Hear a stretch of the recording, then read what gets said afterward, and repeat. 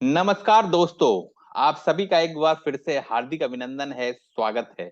मेरा नाम इंजीनियर मुकेश कुमार झा है और आप देख रहे हैं वास्तु विज्ञान एवं भवन निर्माण। बेडरूम की इस कड़ी में आज हम लोग चर्चा करने वाले हैं साउथ वेस्ट यानी कि नैऋत्य कोण के बेडरूम शयन कक्ष के बारे में। लोग कभी-कभी हमसे पूछते हैं कि सर बेडरूम बना रहे हैं, अपना बेडरूम कपल का बेडरूम साउथ वेस्ट में रख लें। तो मैं आप लोगों को बताऊं दोस्तों, साउथ वेस्ट का जो बेडरूम है ये सभी के लिए सूट नहीं करता है। ये हमेशा शुभ फलदायी नहीं होता है। बहुत सारे केसों में ये अशुभ फलदायी होता है। तो साइंस के हिसाब से हम लोग समझेंगे, वास्तु के हिसाब से समझेंगे कि कब ये शुभ फलदायी है और कैसे ये अशुभ फलदायी है। अगर अशुभ फलदायी है तो इसका वास्तु दोष निवारण कैसे करें, यानी कि वास्तु रिमेडी कैसे करें। तो चलिए हम लोग आज वीडियो शुरू करते हैं। नैऋत्य कोण का क्या महत्व है और क्या प्रभाव है। हम लोग सभी जानते हैं कि नैऋत्य कोण दक्षिण और पश्चिम का कॉर्नर जिसमें सूर्य देव की दोपहर की बाद की एनर्जी मिलती है। हम लोग सभी जानते हैं कि दक्षिण पश्चिम का कोना जिसमें सूर्य देव की दोपहर की रोशनी या ऊर्जा मिलती है, क्योंकि उत्तरी गोलार्ध अभी मैं भारत, इंडिया और नेपाल जैसे देश जो कि उत्तरी गोलार्ध में उसकी बात कर रहा हूँ। बाद में हम लोग डिस्कशन करेंगे दक्षिणी गोलार्ध जिसमें न्यूजीलैंड, ऑस्ट्रेलिया जैसे भी देश आते हैं, उसकी भी बाद में बात में करूंगा। तो इसमें जो है सूर्य देव पूरब में उदित होकर दक्षिण होते हुए पश्चिम में अस्त हो जाते हैं। तो क्या होगा, दक्षिण पश्चिम का ये जो कॉर्नर है इसमें दोपहर की बाद की एनर्जी मिलेगी जिसमें इंफ्रारेड रहता है, जो कि हमारे लिए अच्छा नहीं माना जाता है। उत्तर से आने वाली मैग्नेटिक चुंबकीय सकारात्मक ऊर्जा यहाँ आकर जमा होती है, संचय होती है। हम लोग सभी जानते हैं उत्तर से जो मैग्नेटिक एनर्जी मिलती है तो यहाँ जमा होती है। तो अगर यहाँ बंद रहेगा, अगर भारी रहेगा, भारी स्थान रहेगा, तो यहाँ सारी मैग्नेटिक एनर्जी जमा हो जाएगी। यानी कि इसलिए ये जगह धन ऊर्जा का स्टोरेज स्थल भी कहलाता है। इसलिए ये स्थल, लोग आपने सुना होगा कि नैऋत्य कोण थोड़ा सा ऊंचा बनाइए। ऊंचा बनाने का सेंस ये है कि एक एग्जांपल देके मैं आपको समझाना चाहूंगा। आपने जो है म्युनिसिपैलिटी का वाटर टैंक देखा हो, वो ऊंचे जगह पर बनाते हैं, वहां से पानी फ्लो करके नीचे जगह पर घरों में जाता है। तो वाटर टैंक जैसे स्टोरेज है ऊर्जा का, पानी का, ये ऊंचे जगह पर होता है। उसी तरह नैऋत्य कोना जो है मैग्नेटिक एनर्जी और सूर्य देव की जो ये जो एनर्जी है जो दोपहर की बाद की मिलती है, उसका स्टोरेज का जगह है। यहाँ ये स्टोर होता है और यहाँ से स्टोर होके धीरे धीरे दूसरे जगह जाता है। इसलिए यहाँ खुले जगह बालकनी नहीं बनाते हैं। अगर खुला जगह होगा तो क्या होगा, सारी एनर्जी इधर से निकल जाएगी, इधर से निकल जाएगी। अगर आपने बना लिया है तो घबराइए मत, उसका वास्तु दोष निवारण में इसी वीडियो में आपको बताने वाला हूँ। तो वीडियो पूरा आप देखें, बने रहे हमारे इस वीडियो पर। अभी नैऋत्य कोने का महत्व हम लोग साइंस के हिसाब से और देख लेते हैं। कई बार हम लोग ने राहु केतु का नाम सुना है। ज्योतिष विद्या में बहुत ही इंपॉर्टेंट वर्ड है। साइंस के हिसाब से आज मैं आपको बताऊंगा ये क्या है। सूर्य देव और चंद्रमा का परिक्रमण पथ दो बिंदुओं पर कटता है। हम लोग सभी जानते हैं, ये पीली लाइन जो देख रही है, सूर्य देव पृथ्वी के चारों तरफ ये घूम रहे हैं, ये परिक्रमण पथ है। हमेशा सूर्य देव गतिमान है। उसी तरह चंद्रमा जो है हमारी पृथ्वी के चारों तरफ घूम रही है। ये ग्रे लाइन ये आपको दिखाया जा रहा है, ये ग्रे लाइन में घूम रही है। तो ये दोनों जो है 5 डिग्री पर इनका पथ है, 5 डिग्री पर अलायंस है। और ये दोनों दो पॉइंट पर करता है। एक डिसेंडिंग नोट साइंस में कहते हैं और एक को असेंडिंग नोट कहते हैं। ज्योतिष विद्या में इसको केतु कहा जाता है और नीचे वाले को राहु कहा जाता है। तो बेसिकली ये छाया गृह है, छाया ग्रह है, जो कि दो पॉइंट पर कट रहा है। और इन दो पॉइंटों का नाम राहु और केतु कहा गया है। पृथ्वी का गुरुत्वाकर्षण हमारे जिंदगी में बहुत असर करता है। चंद्रमा का भी करता है, सूर्य देव का भी करता है। तो ये जो दो पॉइंट नोट्स बन रहा है, जो छाया ग्रह बन रहा है, राहु केतु और पृथ्वी, इसका हमारे जीवन में बहुत महत्वपूर्ण स्थान है, क्योंकि सारी चीजें गुरुत्वाकर्षण से जुड़ी हुई हैं साइंस के हिसाब से। तो ये स्थान इसीलिए राहु केतु और पृथ्वी का स्थान है। और इस कारण वास्तु में ये बहुत ही भारी माना जाता है। ये पृथ्वी काफी भारी एलिमेंट है, इसलिए ये स्थान काफी भारी माना जाता है। इसलिए ये स्थान जो है वो स्थिरता प्रदान करता है। इसलिए जिसको लाइफ में स्थिरता चाहिए, मान लिया जाए हमने बहुत पैसा कमा लिया, अभी हमको शांति चाहिए, पीस चाहिए, तो नैऋत्य कोण हमारे लिए बहुत अच्छा माना जाएगा। हमको और अधिक पैसे की लालच नहीं है, हमको लालच नहीं है और अधिक पैसा नहीं चाहिए हमको, तो ये बेडरूम हमारे लिए बहुत ही अच्छा माना जाता है। अभी हम लोग साइंस के हिसाब से देख लिया कि ये जो स्थान है, ये राहु राहु केतु और पृथ्वी का स्थान है। तो पंच तत्व में हम लोग सभी जानते हैं कि क्षिति जल पावक गगन समीरा से हमारा शरीर, हमारा बिल्डिंग बना हुआ है। तो पंच तत्व में ये क्षिति यानी पृथ्वी का स्थान है, जो कि जीवन देती है। और पृथ्वी जीवन देती ही नहीं है, हमारा भरण पोषण भी करती है। तो इसलिए ये स्थान उन लोगों के लिए बहुत ही अच्छा माना जाता है जो कि अपनी कमाई से घर चला रहे हैं और कमाई पर्याप्त है, अर्थात घर के जो मुखिया हैं। पृथ्वी तत्व होने के कारण यहाँ बच्चों का कमरा नहीं बनाते हैं, क्योंकि बच्चे को कमरा बनाने से वो यहाँ आलसी हो जाएंगे, स्थिल हो जाएंगे, माता पिता से वाद विवाद करने लगेंगे, मंदबुद्धि हो सकते हैं, कुंवारी लड़कियों की शादी में देरी हो सकती है, लड़कों को जॉब मिलने में परेशानी हो सकती है। कभी कभी हम लोग बच्चों का कमरा कुछ कुछ लोग ज्योतिष विद्या में भी और वास्तु में सजेस्ट करते हैं बना लीजिए। वैसा बच्चा जिसका कि मन अशांत है, कभी बोलता है हम कंप्यूटर पढ़ेंगे, कभी बोलता है इंजीनियर बनेंगे, कभी बोलता है डॉक्टर बनेंगे, कभी उसको पढ़ने में मन नहीं लग रहा है, वो घर में रहना नहीं चाहता है, तो कुछ दिनों के लिए साउथ वेस्ट के कॉर्नर में उसका अगर स्टडी टेबल बना देते हैं तो वो उसको कंसंट्रेशन में जो है प्रॉब्लम नहीं होगा, वो कंसंट्रेट कर पाएगा। इसलिए मैंने कहा कि नैऋत्य कोने का जो कमरा है वो व्यक्ति विशेष के लिए इंपॉर्टेंट है, महत्व रखता है। साइंस के हमारे पूर्वज इतने ही इंटेलिजेंट थे कि जितने भी वास्तु के एलिमेंट है उसको उन्होंने धर्म से जोड़ लिया। हमारे बहुत सारे जो व्यूअर हैं वो धर्म को नहीं मानते हैं, तो आप इसको समझने के माध्यम से समझ लीजिए कि नैऋत्य कोण जो है, ये वर्ड नैऋति से आया है। यहाँ के जो रूलर हैं, दिक्पाल हैं, वो नैऋति हैं, जो दैत्यों के स्वामी माने जाते हैं। दैत्य जो है वो मेंटली फिजिकली बहुत ही स्ट्रांग हुआ करते थे, तो ये बहुत ही मजबूत मेंटल स्ट्रेंथ यानी कि आयु सामंजस्य को प्रभावित करते हैं। इसलिए घर के मुखिया को अपना बेडरूम यहीं बनाना चाहिए और कभी भी अतिथि का बेडरूम या पूजा का रूम यहाँ नहीं बनाना चाहिए, क्योंकि ये पितरों का स्थान है तो पूजा रूम तो बनाना नहीं चाहिए। ये जो है दैत्य का स्थान है, तो यहाँ पर पूजा रूम नहीं बनाना चाहिए, साइंस के हिसाब से भी और धर्म के हिसाब से भी। ये धैर्य लक्ष्मी जो अष्ट लक्ष्मी की रूप है, उनका भी स्थान है। ये घर के मुखिया को प्रतिकूल परिस्थिति में भी धैर्य प्रदान करती हैं।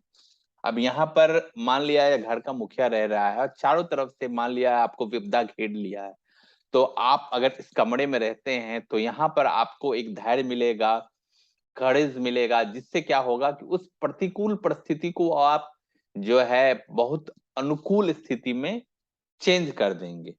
इसलिए ये स्थान दूषित होने से कभी कभी धन जॉब हानि हो जाता है और जीवन की भी हानि हो सकती है।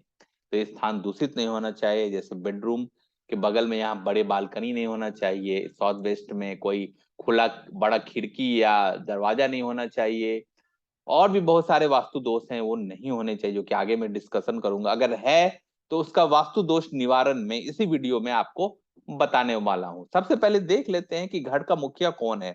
कभी कभी कंफ्यूजन रहता है कि घर का मुखिया मैं हूं या मेरे पिताजी हैं या मेरा बेटा है। तो समझते हैं कि घर का मुखिया कौन है। घर का मुखिया कौन है? जो अपनी कमाई से घर चला रहा है और कमाई पर्याप्त है दोस्तों। शादीशुदा होना चाहिए उसका, जो पिता बन चुका है और बच्चे नहीं चाहिए। ऑलरेडी वो एक या दो बच्चों, तीन बच्चों या चार बच्चों का पिता बन चुका है और उसको और बच्चों की चाह नहीं है। उसे अपना मास्टर बेडरूम बनाना चाहिए। जिसके माता पिता बहुत ही बुजुर्ग हैं, रिटायर हो चुके हैं, जैसे कि 60+ हैं, तो वो यहाँ रह अपना मास्टर बेडरूम बना सकते हैं। जिनके माता पिता साथ नहीं रहे हैं, जॉब के लिए मान लिया जाए मैं दूसरे देश शहर में हूँ, मेरे माता पिता दूसरे शहर में हैं, या मैं अपने शहर में हूँ, मेरे माता पिता मेरे भाई के साथ दूसरे शहर में रह रहे हैं, तो अपना मास्टर बेडरूम मैं यहाँ बना सकता हूँ। किसको मास्टर बेडरूम नहीं बनाना चाहिए? हमेशा नृत्य कोने का बच्चा पढ़ने वाले बच्चों को नहीं देना चाहिए। कुछ क्रिटिकल केस, जैसा मैंने एग्जांपल लिया, उस केस में आप दे सकते हैं। जिसके माता-पिता अपनी कमाई से घर चला रहे हैं, न्यू मैरिड कपल को कभी नहीं सोना चाहिए। जिसे अभी और बच्चे चाहिए, इस कमरे में रहने से कंसीव करने में प्रॉब्लम हो सकता है। जिसको लाइफ में, बिजनेस में, जॉब में और ज्यादा प्रगति चाहिए, पैसा चाहिए, उसको कभी भी नैऋत्य कोने में नहीं सोना चाहिए। जिसको जिसके माता पिता साथ रहते हैं और माता पिता की उम्र कम है, अभी रिटायर्ड नहीं किए हैं, जैसे 60 से कम है, उनको नहीं सोना चाहिए। अब हम लोग समझते हैं कि नैत्य कोने में बच्चों का बेडरूम हो गया, हमारा बेडरूम हो गया, तो उसका वास्तु दोष निवारण कैसे करें? हमारे पास कोई उपाय नहीं है, उसको तोड़ नहीं सकते हैं। तो मैं आपको समझाता हूं दोस्तों। सबसे पहले बेड का पोजीशन क्या होना चाहिए? बेड 3 तरफ से खुला हो, ध्यान रखें। बेड के पीछे सिरहाना हो, एक दीवार हो, लकड़ी का बेड हो, बेड वर्गाकार हो, आयताकार हो, कभी वृत्ताकार, अंडाकार ना हो। बेड के नीचे स्टोरेज नहीं होना चाहिए। अगर है तो भारी सामान जैसे मेटल, धातु ना रखें। क्या नहीं होना चाहिए? कभी भी सोते समय आप उत्तर दिशा में सिर करके ना सोएं, अन्यथा बहुत सारी शारीरिक प्रॉब्लम आ जाएगी। बेड दरवाजे के ठीक सामने नहीं होना चाहिए। अगर है तो उस पर एक पर्दा डाल के रखें। बेड का रिफ्लेक्शन मिरर या टीवी में ना बने। अगर बन रहा है तो उस पर एक पर्दा डाल के रखिए। बेड के ऊपर बीम ना हो, या तो बेड शिफ्ट कर लीजिए या बीम को एक फॉल सीलिंग से ढक दीजिए, अन्यथा अननेसेसरी टेंशन रहेगा। बेड कहाँ होना चाहिए, हम उसी कमरे में देखते हैं। मान लिया ये हमारा हमारा कमरा है साउथ वेस्ट का, इसमें ऊपर उत्तर है, नीचे दक्षिण है, राइट हैंड पर पूरब है और लेफ्ट हैंड पर पश्चिम है। तो मैंने सदा कहा है कि दक्षिण पश्चिम में बेड रखना चाहिए, ये सबसे अच्छा माना जाता है। सोते समय कोशिश करें कि सिर आपका दक्षिण हो और पति को पश्चिम की तरफ, ये पति को पश्चिम की तरफ सोना चाहिए। मान लिया ये पोजीशन नहीं बन रहा है, दक्षिण की तरफ अलमारी है, तो आप कैसे सिरहाना अलमारी की तरफ रखेंगे? तो एक पोजीशन हम लोग और देख लेते हैं उसी कमरे में, जो है एक पोजीशन हम लोग और देखते लेते हैं। तो इस तरीके से आप बेड रख सकते हैं। दक्षिण, ये भी दक्षिण पश्चिम में ही है। सोते समय आप सिर पश्चिम रख सकते हैं। पति को दक्षिण की तरफ सोना चाहिए। अब किस कुछ कुछ लोग जो है आपत्ति जताते हैं कि सर पूरब की तरफ पैर करके हम कैसे सोएं, पूरब में तो सूर्य देव है। तो जब दोस्तों हम लोग सोते हैं तो सूर्य देव पूरब में नहीं, पश्चिम में रहते हैं। तो वास्तु के हिसाब से पश्चिम में सिर करके सोने से कोई वास्तु दोष नहीं है, आप सो सकते हैं। लेकिन ध्यान रखें कि बेड कहाँ नहीं रखें। बेड कहाँ नहीं होना चाहिए? उसी कमरे में। अगर बेड आपका दक्षिण पूर्व यानी कि उस कमरे के आग्नेय कोण में है, तो ये कभी नहीं रहना चाहिए। अतः पति पत्नी में वाद विवाद होगा, छोटी छोटी बातों पर झगड़े होंगे। उत्तर के तरफ तो कभी बेड रखना नहीं चाहिए, अन्यथा बहुत सारी शारीरिक बीमारियां जैसे रक्तचाप संबंधी, ब्लड प्रेशर संबंधी रोग हो सकता है। उत्तर पश्चिम में भी बेड नहीं रखना चाहिए, अन्यथा आपको डिसीजन मेकिंग में दिक्कत होगा, आप कोई भी सही डिसीजन नहीं ले पाएंगे। रंग, वास्तु में रंग का बहुत ही महत्व है। अगर आप बेड चेंज कर लिया फिर भी आपको लग रहा है कि कुछ और सकारात्मक एनर्जी चाहिए, तो कमरे का रंग आप वास्तु के हिसाब से रख सकते हैं। तो क्या करना चाहिए? चूंकि ये पृथ्वी एलिमेंट है, नैऋत्य कोने हैं, इसलिए यहाँ मिट्टी का रंग कर सकते हैं। पीला भी मिट्टी का रंग है और मैंने सदा कहा है कि पीला अति उत्तम रंग है, नेचुरल रंग है, बहुत ही अच्छा रंग है, जो कि दक्षिण पश्चिम के वास्तु दोष निवारण के लिए बहुत ही जरूरी है। मान लिया जाए आप पीला से नहीं करवा पा रहे हैं, किराए के मकान में रह रहे हैं, तो आप तत्कालीन अपना पर्दा, बेडशीट या कोई पेंटिंग लगी है तो वो येलो कलर का करा सकते हैं। इससे भी कुछ हद तक आपकी परेशानी दूर होगी। क्या नहीं करना चाहिए, क्या नहीं होना चाहिए? कभी भी डार्क कलर ना करें। जैसे मिट्टी का रंग कुछ कुछ डार्क भी रहता है, रेड भी रहता है, ब्लैकिश भी रहता है, ये कभी ना करें दोस्तों। कुछ लोग मुझे से कहते हैं कि सर नए नए कपल हैं, लाल तो बहुत अच्छा रंग है, ये तो प्रेम का रंग है, मित्रता का रंग है। तो मैं बताऊं दोस्तों, लाल तो प्रेम का रंग है, लेकिन ये खून का, ब्लड का भी रंग है। लाल तो प्रेम लाएगा, लेकिन अत्यधिक लाल होने से हमारे जीवन में एग्रेशन हो जाएगा और हमें पता ही नहीं लगेगा कि कैसे हम लोग छोटी छोटी बातों पर झगड़ा करने लगे, कैसी बात का बतंगर बन गया और पति पत्नी में सामंजस्य जो है वो खत्म हो गया। तो लाल रंग कभी ना करें। अगर लाल आपको पसंद है या डार्क रंग पसंद है तो आप उसका बॉर्डर कर सकते हैं, पर्दा बेडशीट लगा सकते हैं दीवारों पर। आप इसको लगाने से परहेज करें। इसलिए हर जगह एक सा रंग भी ना करें। अब पीला मैंने कहा तो किसी ने चारों दीवारों में, छत में, बेडशीट, पर्दा सब पीला पीला कर दिया, तो ऐसा नहीं करना चाहिए दोस्तों। आपको दीवार तो पीला करे, छत आप सफेद कर सकते हैं। छत दीवार अगर पीला करते हैं तो बेडशीट पर्दा आप दूसरे रंग का रख सकते हैं। तो हर रंग का अपना महत्व है। अधिक रंग जो है 60-70% आप पीला करें या मिट्टी का रंग करें, तो इससे आपका वास्तु दोष निवारण हो जाएगा। अब पौधों से भी वास्तु दोष निवारण होता है। बेडरूम जो है नैऋत्य कोने में है, और मैंने शुरू में बताया साइंस के हिसाब से नैऋत्य कोने में दोपहर के बाद की रोशनी, धूप आती है, अगर बालकनी है उस कॉर्नर में, तो बहुत बड़ा वास्तु दोष है। उसका निवारण कैसे करें? एक पौधा है बेंजामिन ब्लैक फाइकस। ये जो बहुत ही साइंटिफिक पौधा है, जैसा कि फोटोग्राफ आप देख पा रहे हैं, ये आप बालकनी में लगाते हैं तो ये क्या करता है, सूर्य देव की दोपहरवाद की जो नकारात्मक ऊर्जा है उसको ये अवशोषित करता है, उस नकारात्मक ऊर्जा को ये सकारात्मक ऊर्जा में बदल देता है। यानी कि आपका बेडरूम का माहौल बदल जाएगा। अगर आपके बेडरूम में धूप आ रहा है, बहुत अत्यधिक बालकनी वगैरह है, तो ये चेंज हो जाएगा। और भी पौधा बहुत सारे हैं, जैसे एरिका पाम है, जेड प्लांट है, बम्बू प्लांट है, पीस लिली है, लिली प्लांट है, लेवेंडर है, जैस्मीन है, स्नेक प्लांट है। इन सब में किसी एक का आप इस्तेमाल कर सकते हैं। आपका जो है निगेटिव एनर्जी है वो पॉजिटिव एनर्जी में चेंज हो जाएगी। बच्चों का कमरा है तो उसके लिए बहुत ही अच्छा माना जाएगा। उनमें एक क्रिएटिविटी आएगी, उनका पढ़ने में मन लगने लगेगा। पति पत्नी रात में सो नहीं पा रहे हैं, झगड़े हो रहे हैं, तो उनकी झगड़े खत्म हो जाएंगे, एक सकारात्मक एनर्जी मिलेगा। यानी कि सारा वास्तु दोष निवारण आपका हो जाएगा। कुछ कुछ लोग बोलते हैं कि वायव्य कोने में जो है पौधा लगाना चाहिए, नैत्य कोने में नहीं लगाना चाहिए। तो मैं उस बात का आपको बताऊं कि ऐसा कुछ भी नहीं है दोस्तों। अगर नैऋत्य कोने में आपका प्लॉट है और जगह खाली है तो वहां बड़े बड़े पेड़, अगर नारियल है नारियल का पेड़ लगा सकते हैं, अशोक का पेड़ लगा सकते हैं, नीम का पेड़ लगा सकते हैं, बड़े बड़े पेड़ लगा सकते हैं।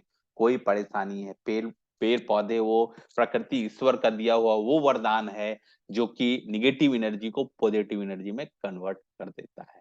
इसके अलावा भी कुछ कुछ और वास्तु टिप्स है, मैं आपको बताना चाहूंगा। क्या होना चाहिए? अगर टीवी हीटर लगा रखा है रूम में तो दक्षिण पूर्व में रखें। अलमारी दक्षिण पश्चिम में ही लगाएं। राधा कृष्ण या हंसों का जोड़ा है, हिमालय, शंख, बांसुरी, किसी एक का फोटो जरूर लगाएं। दक्षिण पश्चिम में फैमिली फोटो या कपल फोटो आप जरूर लगाएं। घड़ी पूर्व या उत्तर की दीवार पर ही लगाएं। उत्तर की खिड़की, अगर उत्तर डायरेक्शन में अगर कोई खिड़की है तो उसको खुला रखें ताकि उधर से एनर्जी आए। अगर उत्तर में खिड़की नहीं है, अगर दरवाजा है, तो उसको खोल के रखें। क्या नहीं होना चाहिए? पूजा स्थान या अन्य भगवान का फोटो नहीं होना चाहिए। आक्रामक जानवर, कबूतर, युद्ध संबंधित फोटोग्राफ, जैसे कोई महाभारत देख रहा है, महाभारत का फोटोग्राफ लगा लिए, नहीं लगाना चाहिए दोस्तों। इससे झगड़ा होगा घर में। पूर्वजों का फोटो नहीं लगाना चाहिए। कभी सिंगल फोटोग्राफ नहीं लगा। कोई हीरो पसंद है उसका फोटोग्राफ लगा लिया, आप फोटोग्राफ लगाएं। हम लोग जो है एक गृहस्थ आश्रम में रहते हैं तो हम लोग पारिवारिक फोटो जरूर लगाएं। परिवार का फोटो लगाएं। अगर भगवान का फोटो लगाने की इच्छा है तो राधा कृष्ण का फोटो, क्योंकि वो परिवार है, कपल का फोटोज लगाएं, उससे प्यार बढ़ेगा। कृत्रिम फूल कभी ना लगाएं। मैंने बहुत सारे पौधे का एग्जांपल दिया, किसी ने जो है वो कृत्रिम फूल उठा के ले आए और लगा दिए, इससे और नकारात्मकता बढ़ जाएगी। कभी भी कृत्रिम फूल से सजावट ना करें। कमरे को कभी भी कांटेदार पौधा ना लगाएं, इससे निगेटिव एनर्जी और बढ़ती है। कभी भी मकड़ी का जाली हो तो उसको तुरंत साफ करें। कोई गंदगी हो तो उसको तुरंत साफ करें। नैऋत्य कोण हमेशा साफ सुथरा रहना चाहिए। जूठे बर्तन कभी नहीं रखना चाहिए। ना वहां नैऋत्य कोने के कमरे में कभी खाना खाना चाहिए। इससे क्या होगा कि आपको एक सकारात्मक एनर्जी मिलेगी। तो दोस्तों ये हमारा वास्तु दोष निवारण के लिए मैंने नैऋत्य कोने बेडरूम के लिए बताया। तो मेरा ये वीडियो आपको कैसा लगा आप जरूर कमेंट करके बताएं। अच्छा लगा है तो लाइक करें, अपने दोस्तों, साथियों, मित्रों, संबंधियों के साथ शेयर करें, मेरा ये चैनल सब्सक्राइब करें, बेल आइकन जरूर दबाएं। आपका दिन शुभ हो। बहुत बहुत धन्यवाद।